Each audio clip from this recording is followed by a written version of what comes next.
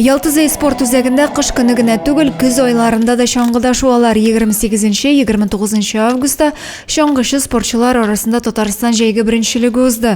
Республиканың 26 шәһәр районыннан 500-га якын спортчы җыелды. Бу юлы 12 яшьтән алып 17 яшькәчә яшүсмерләр көч сынаша. Егет-кызларны район җитәкчелеге каршы алды. Город Заинск является одним из самых спортивных городов Закамья, родина олимпийского чемпиона Федора Петровича Симашова.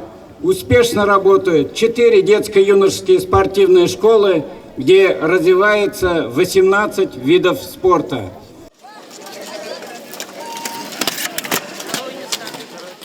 Беренче булып стартка егетләр басты, мәртәбәле жюрига алар үз осталыкларын күрсәттеләр. Кызлар да сынатмады. Ярышларның беренче көнендә спортчылар ирекле стильдә 3-6-9 чакрым араларны үттеләр.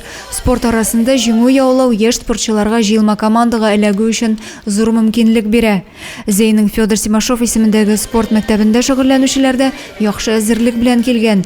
Үзебезнең җирлектә көч сынашу үзе бер горурлык диләр.